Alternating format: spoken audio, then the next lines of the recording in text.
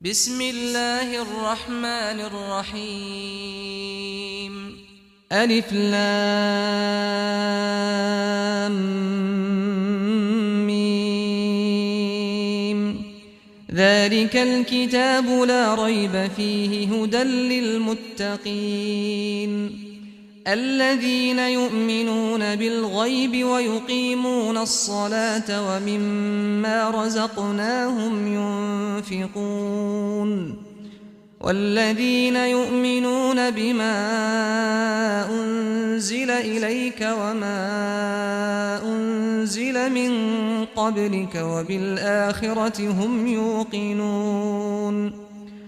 أولئك على هدى من ربهم وأولئك هم المفلحون إن الذين كفروا